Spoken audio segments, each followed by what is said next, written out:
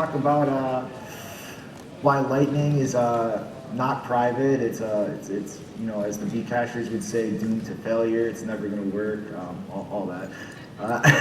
So welcome, Evan Kaloudis from Zeus Lightning, Tony Giorgio from Impervious, Nifty Knife from Blockstream, and yeah. In all seriousness, Lightning is kind of pitched as a magic privacy solution. You hop on Lightning, you spend your money over Lightning, and there's nothing to worry about. Like, no information leaking. It fixed the privacy issue. And the technical reality of that is not quite. So I guess to start, you know, the whole issue between sending and receiving. I guess wild card. Anybody want to talk about the issues in terms of when you receive money, all of the information that just leaks out into the world that a lot of users might not be aware of? Yeah, I think to start off, senders have amazing privacy on Lightning from a general level. Like, there's some trade-offs there, and you can get into the weeds on that. But when you're sending payments, you can you have like onion routing messages going across the network. So you don't really know where it actually came from. You don't even know if the previous hop that a Lightning payment is going through is actually who it is. But like you said, like receivers on the other hand, it's a little bit of a different story. You have to give information out to another person in order to get paid, to actually receive money. So some of that information that's leaked is alias names, IP addresses. If you have any unannounced channels, you may leak those as well in order to get paid down those channels. So there's a lot of areas where receivers need to be a little bit careful, especially if someone is just posting invoices onto Twitter or something, and it's just completely doxing all of that information to the open world. So I think there is some a lot of privacy gains that we can get on Lightning. I think it comes down to the users not shooting themselves in the foot and having a little bit more education on what to do and what not to do especially when it comes to receiving on Lightning. We're sort of multifaceted though. Application developers, they need to give users the tools to be able to not shoot themselves in the foot, but we also need to see some changes at a protocol level, I believe, to really get to where we want to be. Yeah. I think so one thing maybe that's kind of interesting to ask about Lightning privacy too is it's more private than being on-chain, right? When you sit down and you look at it, transacting on Lightning is a step change function in how private your actual transactions are. So just when you're making transactions, if you're gonna make a transaction with Bitcoin, I think it's true that it's more private if you're doing it on Lightning. So if you had to pick on-chain versus Lightning and you're concerned about privacy, that's definitely the right choice, right? Oh yeah, definitely. Okay. Especially if you're sending, we're speaking. Well, I mean, it's definitely more private, but just it's not quite the perfect solution, that it kind of gets generalized about. But speaking of solutions to receiver side privacy, there's a number of protocol proposals, rendezvous routing, route blinding, trampoline routing, that could potentially level that to the point where receivers are at least more private than they are now, if not on par with senders. You guys have any favorites there in terms of which one to go with? Yeah, from the protocol level, I haven't read a lot of the specs, but I think in general, just speaking at a high level, the ability to give out receivers need to give out some information to get paid. Ideally, that information doesn't reveal anything about them, so it could have a lot of maybe fake hops. Maybe it's with rendezvous or route blinding, and it's get your payment to this location, and then that location will get the payment to me. Kind of the gist of that. So it kind of cuts that separation. We're okay, everything previously we don't know where it came from, and then everything after we don't know where we don't know where it's going either. So I think there's a lot of protocol advancements that could happen especially for receivers. But yeah, I'd be curious, like if you looked at where we are at with like being able to implement some of that on the protocol level. Yeah, so there's a couple different proposals. So what we're kind of talking about is like when you send a payment right now, usually if you want to receive a payment on Lightning, you create something called an invoice, you give it to someone. Invoice has a bunch of information in it, right? So it tells you who you're paying, how much you're paying. Usually there's a description of what you're buying, etc. So invoices themselves leak basically all of your transaction data. Like that's the whole payment. That's the whole transaction is in the invoice, right? So, so there's some questions about like, okay, maybe we can. Is there a way we can produce an invoice that doesn't tell you exactly which node on the network you're paying, but can pay to some intermediate node, and then that intermediate node will be able to figure out how to get to the person who actually wants to receive the payment. So this is almost like, I guess we call those like proxies in like normal networking stuff, right? Like, yeah, and it's interesting because a lot of the proposals, it's not really just making the data go away. It's like deferring to which parties are privy to who the receiver is. So privacy is not just about like flicking a switch on or off. It's about selectively deciding who you want to know that information. Yeah, and I mean, when it comes to like the three proposals we're discussing, like rendezvous routing, route blinding, trampoline routing, it's really, they're all kind of in a way like doing the same thing, just like little subtle differences. Evan or Lisa, I mean, do you guys have any kind of thoughts in terms of the privacy trade-offs between the three of them? Like the benefits you can get out of rendezvous versus route blinding versus trampoline, and potential negative sides to that, depending on which one gets implemented? Yeah, so like I'm gonna be honest, I'm not as familiar with all the differences between like all three of them. I know that like, as far as like, so all of these are like ways that you basically, we can find another node to like, finish the payment for you to the actual destination.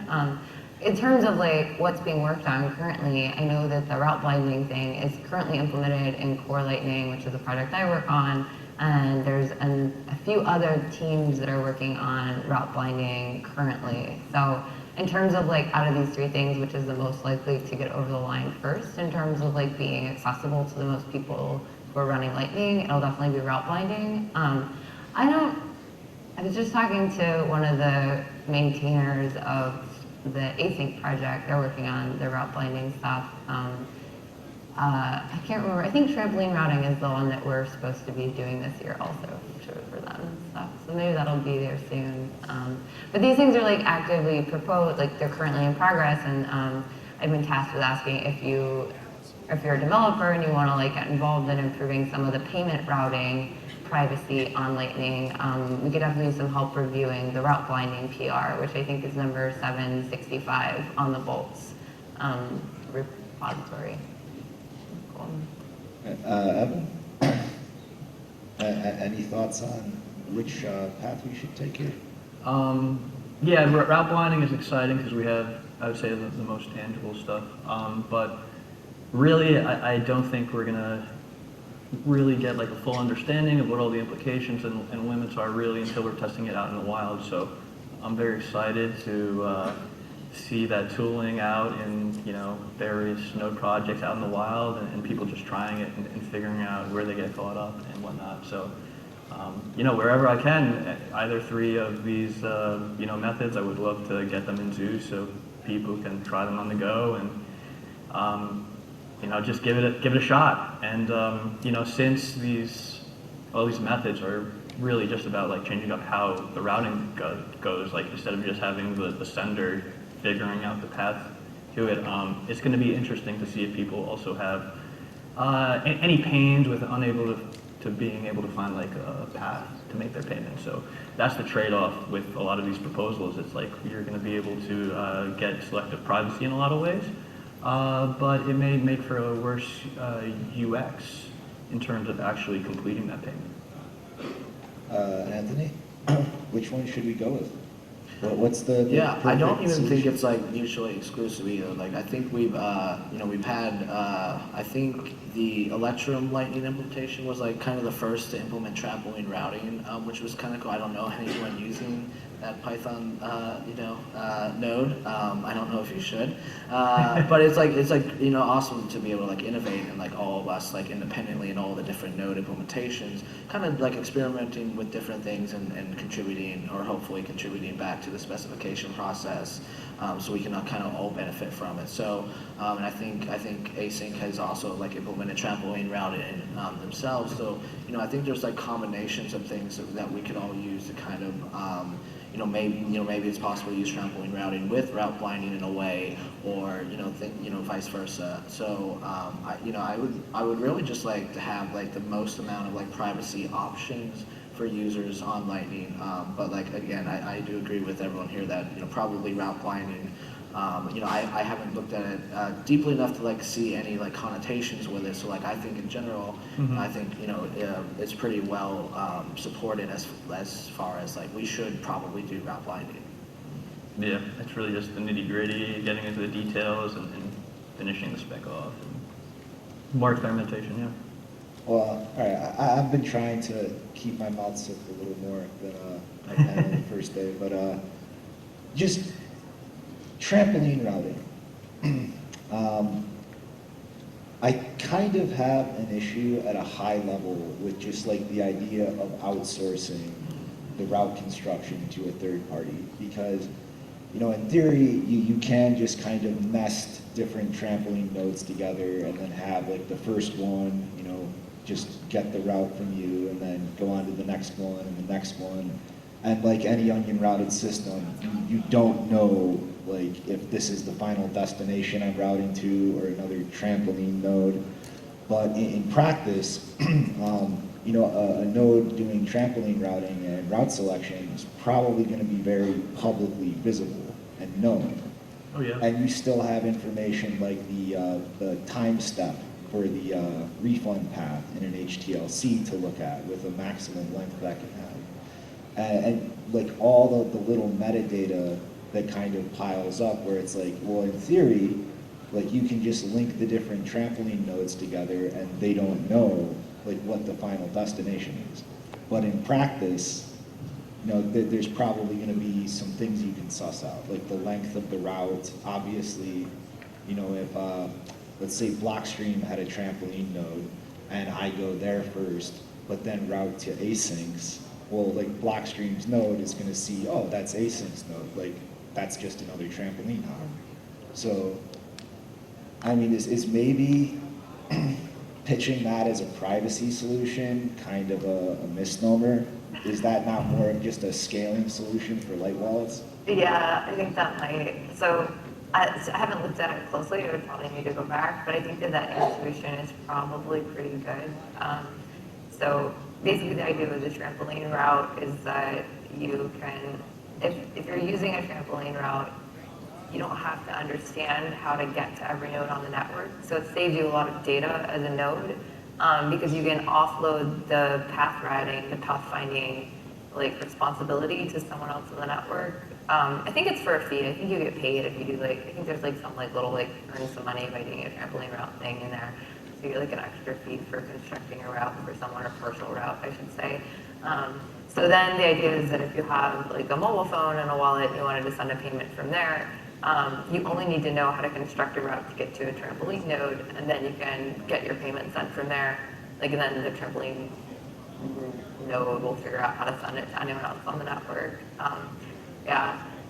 Yeah, I don't know. So like, I think like all of these things, like these are like routing level stuff, right? And so I think it's kind of interesting to talk like, okay, what sort of data are you leaking like when you're routing a payment, right? So we talked really a little bit earlier, like when you have an invoice is basically like the part of figuring out who to pay and how much to pay them and for what, right? So it's like invoice level. And then there's like, okay, once you have an invoice, you use the invoice to like figure out the route you're gonna take for your payment. And then once you've like figured out this like, whole route finding thing, right? Maybe you're using Trampoline and someone else is finding out the route for you. What data is in a route, this route finding thing? It's gonna be the amount of money that you're sending. it's gonna, oh, great, thank you. It's gonna be the amount of money that you're sending, right? So someone will know like how much money you're sending, and then depending on where they are in your route, maybe who you're sending it to. Hello? Okay, I think it's still on. Great. So yeah, so there's kind of like that, like the level of information that you got kind of is different, sort of depending on where in the payment process, et cetera, that you find yourselves, right? One thing that's kind of interesting is talking to Matt Corallo, who works on Spiral. They do LDK stuff right before this. Is one of the current kind of issues with these payments. So when you send a payment across the network, usually they're wrapped up in things called onions, right? And so you do onion routing, which means that when you get a payment, you can see who sent it to you and you can see where it's headed. But you as a person in the middle of this route have no idea where it came from before it got to you and where it's going after the next hop, right? So we already have that level of privacy in Lightning that already exists. Yep. We're talking about sort of different levels of ways that you can make those onions, and how do you make sure that maybe you don't know exactly who the last person is when you're constructing the onion. That's what blinded paths do. That's what Trampoline does in some sense, I think. Yeah, anyway, so one of the things with this routing data then is you want to be able to hide how far you've gone from the start point and how far you are from the finish. But there's there's kind of a tension here between that and this other parameter that we send in these packets called the CTLV lock, right? Lock time. So that you can kind of use, I think you can do, I think there are researchers that have done basically analysis on the CLTV lock. It kind of tells you how far you are in that path. So if someone knows how many hops away you are, they can kind of look back and maybe figure out where you came from and where it's going, etc. So that's kind of okay, how do you, those kinds of questions are okay, how do you de-anonymize or figure out where a payment's going given that you didn't see the invoice, etc. If you have the invoice, like I said, you usually know exactly where it's going. We're trying to fix this with the Bolt 12 stuff. Bolt 12s use blinded paths, so you'll be able to, as a receiver, not tell people that you're the node being paid. You can instead provide a little bit of a route of how to get to you, and so you send that with the request to be paid. Person who gets the request to be paid will pay to the beginning of this path that you've constructed, so they don't see where it goes after it gets to that start point, basically. But that's all payment level stuff. Sorry. Yeah, and then along the same lines, with analyzing the time lock, you can even analyze the timing too. So if a payment normally takes a certain amount per hop, and you can even analyze how long each hops have certain network latency. You can even try to attempt to figure out where in the network a node may have been sending from. There's been some research on that level, but on the flip side, there's been a lot of research, or at least one paper, into how we can actually construct routes at the sender level to kind of take paths that are not the traditional path. That way, if I'm always going through a couple of different nodes, maybe they can analyze that. Oh, well, it's probably coming from this location over here. They may not know exactly who's making the payment, but they can kind of make some educated guesses. But what's cool is that you can actually construct you construct the payment yourself, and maybe that kind of goes along the lines of maybe we shouldn't just hand it off to Trampolines to construct the routes ourselves. But if individuals are able to do these non-traditional routing algorithms, pathing algorithms, then we can actually try to attempt to get better privacy and better heuristics there. And so I think Core Lightning by default will choose a more random path than just the cheapest or most direct route. I think we use a fee budget, so we give you a budget to try and get to there, and so that way trying to kind of use not necessarily the most obvious way to make your payment happen, which is cool. Well, I mean, that's just a massive issue that I think is really, are we going to be able to solve that one? Because what that really boils down to is timing analysis. And I mean, if you zoom out and say the NSA gets really interested in what's happening on the Lightning Network, well, they can just watch everybody's nodes and that string of packets, that's exactly the size that proposing an HTLC message is. Oh, and then something zipped back the other way? Oh, okay, did that confirm or refund? And just watch the packets and go, well, the whole protocol is spec'd out. Like you know exactly like what the size of adding an HTLC is, removing it, like a pre-image flowing back to the route, and okay, like oopsies, like. Yeah, go ahead. Yeah, it's a major problem. So, nation-state actor with that God-level view of the network and ascertaining like some serious information. And there's been some ideas as to how to throw some extra noise into the network to sort of obfuscate what's actually happening. But that all comes with additional costs, right?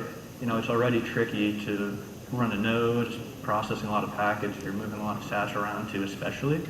And we need to acknowledge that, with these ideas that are being proposed, it's going to increase the cost of node operation. And well, I guess, not to put you on the spot, Anthony, but I hear you have a little project going on in regards to testing the privacy and effect of unannounced channels. Yeah, so about a year ago, I wrote a paper on Lightning privacy, and as I was, just documenting what I knew about it, I learned quite a lot doing that. And one of the things is like we call private channels private, but they're really not. They're more along the lines of unannounced channels. So whenever I'm a node and I have, let's say I have all private channels, if I want to receive down them, I create an invoice and I give that invoice to other people to pay me. I basically have to like dox my unannounced channel. So with that unannounced channel, they can see the UTXO, the unspent transaction output that went into that channel. And then from there, you kind of have the leakage of all the things from that can be leaked on Bitcoin privacy, like on chain. Some of that follows, kind of flows into the Lightning Network as an inherent problem for privacy as well. So one of the things you can actually do is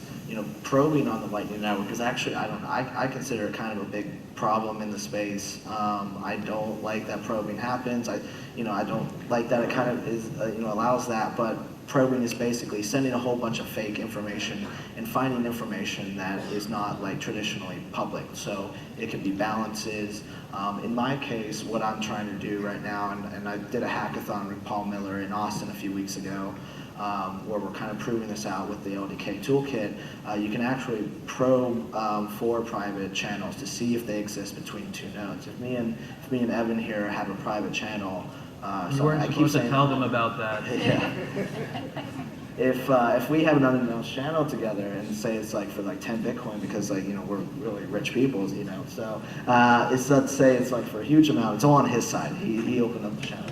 I'm doxing you, bro. You can actually, if I'm connected to the general Lightning graph, you can actually try to probe through my channel and like try to attempt to guess the UTXO that is between us. And if you're able to guess the UTXO between us, there's a different error message that it gets like sent backwards. So you kind of get into a situation where like once it proves it out, once you actually probe all the way through, like you create this fake payment in a way where like Evan basically has to come back. His node will come back and say, give it an error message like, I can't redeem this fake payment that you made. So, but the fact that he is the one that gave that error message, like proves out that there is this unannounced channel between us, and from there the amount, the UTXO, the addresses it's associated with, and like all of that is like possible today. And me and Paul finally like took the time to actually like create a proof of concept of doing that, and I'm hoping to run that over the next couple of months and release what my findings there, because it's like we love Lightning, right? I think a lot of us here really love some of this stuff, and it's like if this is possible, I want it to be like revealed. Like if I can do this, multi-billion-dollar firms can do this. Triple letter agencies can do this. So I would rather us do this and find this information out and try to make the Lightning Network better. Yeah, or security of the security building. But yeah, I mean, yeah, if it breaks, let's break it now while things can still be fixed instead of 5 years from now when who knows how many countries are trying to plug into Lightning and use that as payment rails. Yeah, that's But for sure. kind of a related but little hard shift here. Who wants to talk about the gossip protocol and routing tables and figure out why we still explicitly dox the UTXO associated with a public channel so that the whole world can just follow where those coins go after channels close? So this is like, so I would call this like a different level of privacy, right? So what we've been talking about beforehand is like payment level privacy. Like I want to make a transaction on Lightning. And so we've been talking about some of the like pros and cons of sending invoices to people and then sending payments, etc. This is kind of, so this level of privacy that we're talking about is like the Gossip Network and UTXO level is more like what kind of, so the information that you are leaking or finding out, the privacy here is which UTXOs or like outputs in Bitcoin belong to which nodes, right? So it's tying on-chain outputs and balances to like, so basically the account balance of any one Lightning node. How easy is that to figure out? What kind of implications does that have? So I think it's kind of interesting actually that like this information is like completely separated to a large extent from your transaction data, right? So that's a big contrast from transacting online on-chain. When you make payments using on-chain Bitcoin, that becomes public record for everyone, whereas when you're transacting on Lightning, it's ephemeral. People kind of have to be watching for your stuff to go through or like constantly monitoring balances, et cetera, to even see the payments moving, et cetera. Anyways, this is like gossip stuff. The way that Lightning works is these are for announced or public channels, right? Unannounced channels kind of escape this. When you make a Lightning channel, you're creating an on-chain transaction that creates a UTXO output. That UTXO output contains the balance of the channel. So there's two parties in a Lightning channel. Who owns what amount of that total balance is like kind of an open question. That's what you might use the probing stuff that we were talking about earlier to figure out. But the on-chain transaction, like typically, if you're using the version 1 of like channel opens, usually that balance is all on one side to start with, generically speaking. Anyways, okay, so you have these UTXOs. It would be all great and good if you didn't have to tell it. You could open a channel and you don't tell anyone that you made a UTXO on the main chain. That's what an unannounced channel is, but it makes it really hard for people to use that channel to do routes for payments if you don't tell them about it. So if you were trying to start up a Lightning node and earn money routing payment traffic from your node to someone else's, you would need to publicly announce them. The way that you publicly announce them is via something called the Gossip Network. Or is it Gossip Network? They call it the Gossip Network. Well, we don't want to conflate people with it being with Lightning Network, but yeah, it's definitely a distinct part of the system for sure. Yeah, so there's this like gossip thing where basically you make a message and you say, hey, this is me, this is my channel buddy, here's our pub keys that we put into this like on-chain transaction somewhere. Here's where you can find it on-chain. Go verify it before you use this as a route. So this is what we're talking about routing table. The routing table is basically a list of all of these on-chain transactions and the current balance, like the balance, the total balance of the channel, right? And who is party to that, right? So if you have all these balances and all these like node connections, you can build like a connected graph with like balances, and then if you want to send a payment, you can look at this graph of data and figure out how to get from like Tony's node to that guy's node, and like, you know, go through the graph that way. But the downside to that is that you're telling people where your on-chain transactions are and you're associating them with your node ID. And this is public data that everyone running a Lightning node is hopefully getting. So if you're an organization like Chainalysis or some other such organization that has a large body of output data, like on-chain data, and they've been working really hard to tie identities to those on-chain payments. Now, if they already know kind of what some of your transaction history had been, and then you tie it, you put it on a Lightning node, and then you use that to open a channel, all of a sudden, someone who's like managed to figure out your identity in another arena now knows which Lightning node is yours and which channel, like what your balances are on the network. So that's like a little kind of, I think, farther out. Anyway, so gossip is like really bad for on-chain privacy, especially if you're trying to route. Yeah, and Rusty, your coworker, actually has a new proposal to kind of fix that, where instead of explicitly doxing the channel UTXO and associating it to a specific channel, a node can just take one UTXO and prove, like, I'm a node, I have real Bitcoin, and then not have to specifically connect it to their channels, so that, you know, opening and closing, that's not leaked. They just have their one little bit of Bitcoin to prove, like, I actually have money to route, but I'm not going to tell you the UTXOs to my actual channels.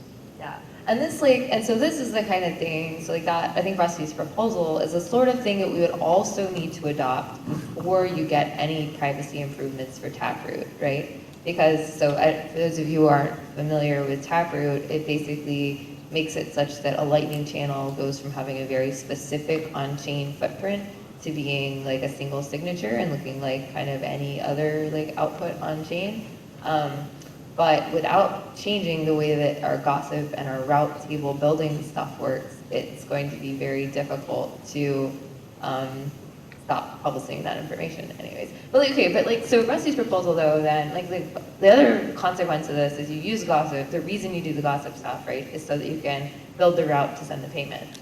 If we move away from publishing exactly how much money exists between two parties, how are you supposed to figure out where you can send payments or where there's like capacity to send your payments? Yeah, route finding becomes very difficult. Well, I think that like Rusty's proposal has a pretty elegant solution. It's just have like an amount for the UTXO you're tying to your node, and then some multiple of that is how much you're allowed to advertise in terms of like channels. It's like you have like 1 Bitcoin locked up, maybe you can advertise like 10 Bitcoin as channels. Because that sounds like fractional reserve Lightning to me. I don't want that.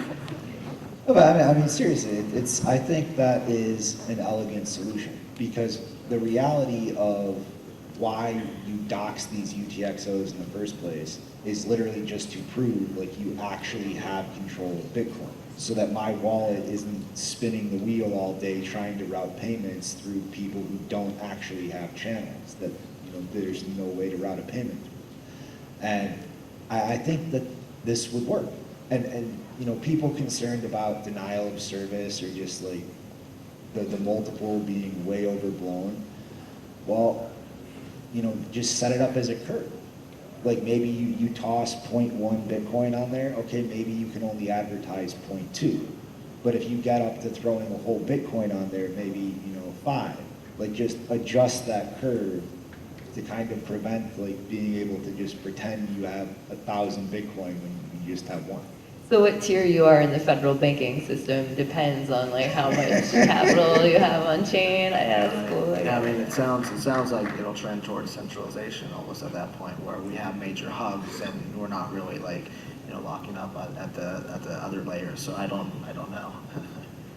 Yeah, it is a potential solution. I think like so we're talking about like how to do this for like public channels, but I think there is like one thing to maybe you know, explain here is that there is some work right now on actually untying the unannounced channels from the UTXO right now. So there's a short channel ID aliases that is being worked on by a few different teams, I believe, where you can actually, like, between me and my channel partner, we come up with this scheme where we make a fake alias for our channel ID that is not directly derived from the UTXO information.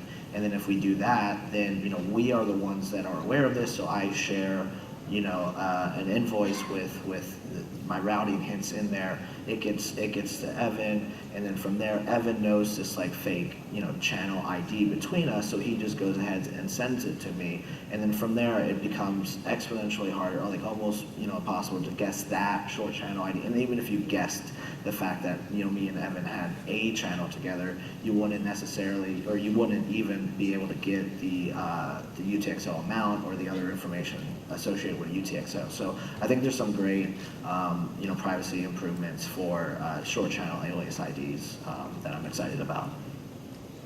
I mean, like, the public channel still needs to be addressed. Like, you know, one of the, I think, key points in that massive privacy article you wrote is if you have a private channel, well, you're receiving money through it, so whoever you open that channel with probably has a bunch of public channels, and eventually that's going to close. So if that private channel closes and they still have a balance on their side and that winds up later in a public channel, you can very easily deduce, okay, that last transaction was a private channel closing, and now your UTXO with that balance can be followed on chain. It's okay, this is probably involved in Lightning. Yeah, exactly. And then on that note, if there is, it even works both ways. If that private channel, like, you know, it gets closed and there's some on one end, some on the other, and they both open a public channel with other nodes, you even can tell the exact channel between the two nodes that there was probably a private channel between. So like, yeah, there's all kinds of on-chain analytics, and you know, that's one of the things I want to eventually do with this project I'm working on right now, where like I actually try to analyze all the possible UTXOs that may be associated with a node and start at that point instead of just brute forcing through every pay-to-public script hash on the network. So yeah, there's a lot of like weird on-chain analytics that you can kind of link back to a specific node, and that's one of them. Will Taproot help with that? I think Taproot. I think there will still be that UTXO that could end up in public channels, and then if Taproot can't help with the public channel aspect of it, then that's still a vulnerability. I think one of the things I'm excited about with Taproot and privacy that I think we can start slowly incrementing towards is the ability to right now I can look at all the pay to public script hash. Am I saying that correct? I always screw up the initials there. Well, it's probably pay to witness script hash. Yeah, I can look at all the pay to witness script hashes and try to like use that as my baseline for brute forcing all these unannounced channels. But if everyone starts moving towards Taproot and everything looks like a normal spend, even like channel openings and cooperative channel closings, then it makes it a lot harder to. It's a bigger set that I have to brute force, or anyone has to brute force. If we start, like in general, if the Bitcoin space starts adopting Taproot even more. Yeah, it's going to be a great step in the right direction to get Taproot channels. I feel like we'll get them this year. Obviously, it doesn't solve everything, but it's a nice foundation to work off of, for sure. Yeah. Any wild card topics in the last 2 minutes? Oh, I just want to make like kind of a public service announcement that if you are paying an invoice with Lightning and you're using a centralized service that's not your node, you are leaking your payment data. So none of the stuff that we talked about like timing analysis or like looking at payment traffic flow or probing is going to matter, because you've just told someone who you're paying and how much and why. So like, one thing, this is why we're really excited on Core Lightning about Bolt 12, is that it makes it possible to hide a lot of that information and still have someone else make a payment on your behalf. You know, that is actually a really good point. When you're using the Lightning Network yourself, like your own node, your own channels, there is that asymmetry where the sender is extremely private. Like that whole dynamic is very private and receiving is not. And when you're dealing with a custodial wallet, it's almost the inverse. Like you're leaking everything about who you're paying to that custodian, but when you hand out an invoice, all anybody can tell is they're using this wallet. Yeah, and to even further expand on that, like I could have my own node, not using any custodial services or anything, and if I like put in my invoice like this is for drugs, and I give that to a Strike user, Strike can associate my public key with drugs, and that could put me on a blacklist to some extent. So like even if I give an invoice, I don't know how they're going to pay me. So like they may pay with their node, or they pay with Strike, but if they paid with Strike or another custodian, then now they link me to drugs, and that's no bueno. So, yeah, I guess last note, don't use custodial wallets that take your personal identifying information and buy drugs on the internet. But we're out of time. So thanks everybody for doing this. This was a blast.